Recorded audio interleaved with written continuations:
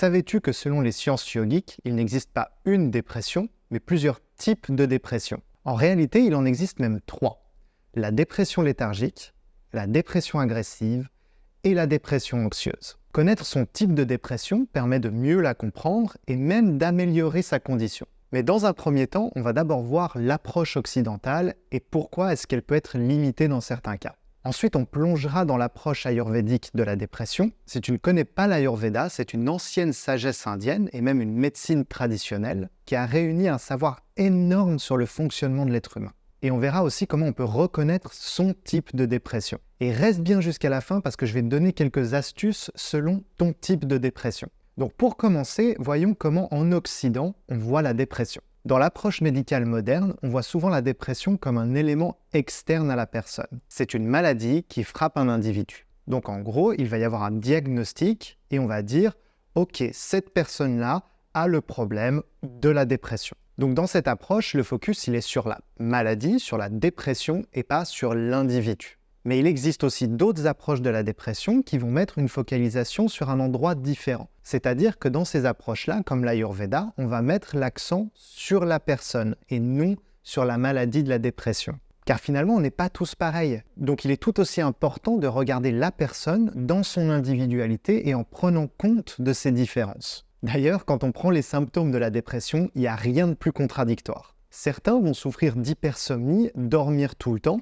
alors que d'autres vont être totalement insomniaques. Pour certaines personnes, l'appétit va être excessif et mener à une prise de poids, alors que pour d'autres, ils vont perdre l'appétit et perdre du poids. Chez certaines personnes, elles vont être léthargiques, avoir de la peine à se mettre en mouvement, et chez d'autres, elles vont être justement tout le temps en mouvement et avoir énormément de peine à se poser, à se relaxer. J'en profite pour préciser quelque chose de très important. Ce que je partage dans cette vidéo ne doit pas se substituer à un traitement médical existant. Ce que je partage, ce sont des outils supplémentaires, une vision complémentaire, des astuces qui peuvent t'aider sur ton chemin vers la guérison. Et dernier point très important, rappelle-toi que cette vidéo ne peut pas se substituer à un diagnostic médical de la dépression.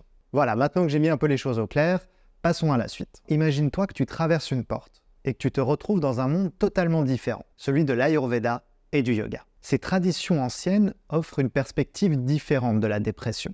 Elles ne voient pas vraiment la dépression comme une maladie extérieure, mais comme un déséquilibre intérieur. Et plus précisément, c'est un déséquilibre de ce qu'on appelle les doshas. Tu pourrais voir les doshas comme 3 forces ou 3 qualités que l'on a tous en nous. Ces 3 doshas, on les appelle Pitta, Kapha et Vata. Mais dans chaque individu, le niveau de ces doshas va varier. Certaines personnes auront naturellement plus de l'élément Pitta, ou de l'élément Vata, ou de l'élément Kapha. C'est comme si chaque personne était une recette unique de cuisine, avec une certaine quantité de ces 3 éléments. Et ce qui est intéressant, c'est que dans chaque personne, il y a un de ces éléments qui va être présent en plus grande quantité. On appelle ça l'élément dominant.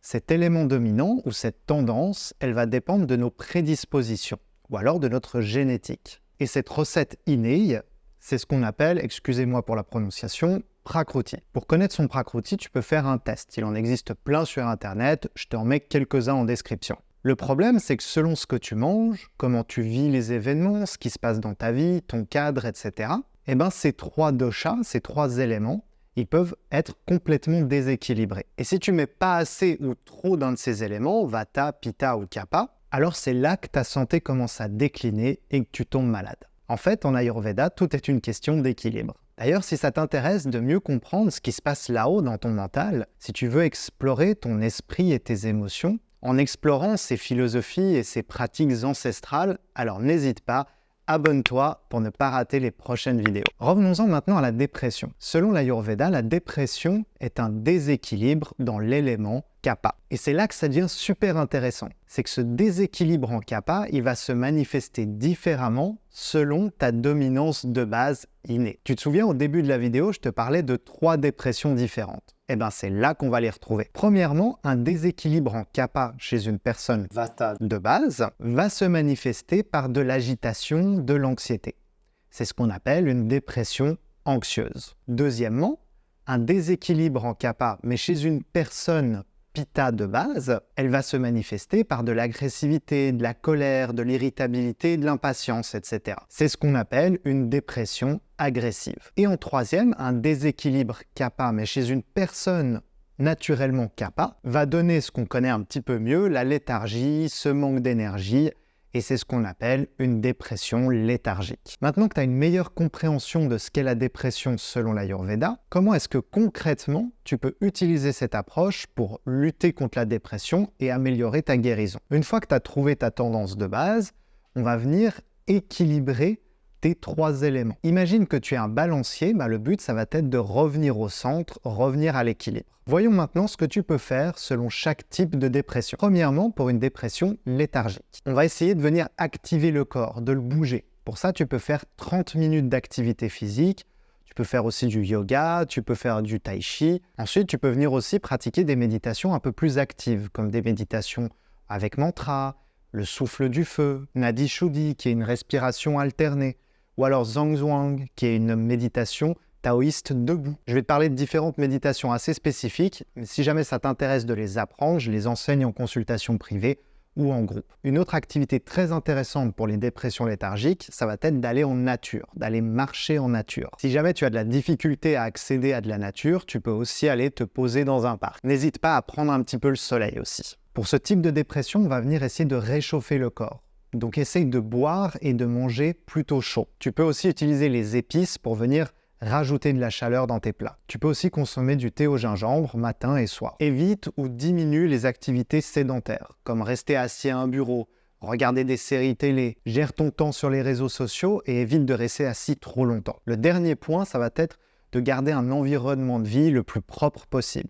Donc fais ton lit, sors les ordures, essaie de ranger un maximum ta maison. Ensuite, on va voir ce qu'on peut faire pour la dépression agressive. Donc pour ça, on va essayer de bouger le corps, mais de manière un petit peu plus lente et douce. Tu peux faire par exemple du stretching, ou du yoga plus doux, du qigong, etc. Tu peux aussi pratiquer des méditations ou des relaxations, comme la méditation de la compassion, le yoga nidra, qui est une méditation couchée, ou alors encore Nadi Shuddhi, la respiration alternée qu'on a dit tout à l'heure. Pareil pour cette dépression, essaye d'aller en nature. Et pour renforcer l'effet, tu peux même essayer d'aller vers une source d'eau, un fleuve, une rivière, un lac, la mer, etc. En termes de nourriture, on va essayer de manger simple et frais, comme de la verdure, des fruits, etc. Tu peux aussi essayer de boire du jus d'aloe vera. Évite les activités trop bruyantes. Essaye de chercher le calme et le silence. Évite aussi un maximum les sources de violence, comme les news ou les films violents, les jeux vidéo violents. Pour finir, qu'est-ce qu'on peut faire pour la dépression anxieuse? Pour cette dépression-là, on va essayer de venir calmer le système nerveux. Et pour ça, je te conseille vraiment comme activité physique le qigong ou le yoga. C'est beaucoup plus efficace que le sport pour ce type de dépression. Pratique aussi une méditation assise 20 minutes par jour. Tu peux pratiquer par exemple le mantra Aum ou la méditation assise taoïste ou n'importe quel type d'exercice de pleine conscience. Pour toi, c'est vraiment essentiel que tu te connectes avec le sol, avec la terre. Donc tu peux essayer de marcher pieds nus, de t'asseoir dans l'herbe. Tu peux aussi faire du jardinage ou alors aller toucher des arbres. Essaye de manger des plats plutôt chauds et humides, comme des soupes, des potages et des plats assez nourrissants. Évite les aliments secs et froids. Avant d'aller te coucher, il est très intéressant de pratiquer une relaxation et d'éviter les écrans pour te mettre dans une bonne condition pour aller dormir. Évidemment, évite un maximum les sources anxiogènes, comme les réseaux sociaux, les news ou les films d'horreur. Alors évidemment, je suis resté en surface et c'est des conseils assez généraux. C'est difficile de faire mieux en vidéo, mais ça reste une base très solide. Ensuite, c'est à toi de creuser ou de te faire accompagner si tu as envie d'aller plus loin. La beauté de l'Ayurveda, c'est qu'elle cherche à te ramener à un point d'équilibre. C'est dans cet état d'équilibre que ton corps et ton esprit sont censés fonctionner au mieux de leur capacité. Lorsque tu reviens à cet état d'équilibre, les problèmes qui avaient été causés par les déséquilibres ont tendance à disparaître petit à petit. Donc en résumé, pour aider ta dépression avec l'Ayurveda. Premièrement, identifie ton Prakruti, tu as besoin de connaître ta nature individuelle. Une fois que tu sais quel est ton dosha dominant et quel type de dépression tu as, à toi de pratiquer des activités et de manger une alimentation qui va ramener ton corps à l'équilibre. Pour ça, tu peux utiliser les différentes pratiques qu'on a vues, comme les méditations ou l'alimentation. Et en 3, évidemment, le but, ça va être ensuite de maintenir ton équilibre. Maintenir ton équilibre est tout aussi important que de le rétablir. Prends soin de toi, de ta santé physique et de ta santé mentale. Garde une bonne hygiène de vie. L'alimentation, la méditation et l'activité physique sont ton trio gagnant. Maintenant que tu as un nouvel éclairage sur la dépression, n'hésite pas à partager cette vidéo avec quelqu'un qui en aurait besoin. Et sur ce, prends soin de toi et moi je te dis à bientôt pour une prochaine vidéo.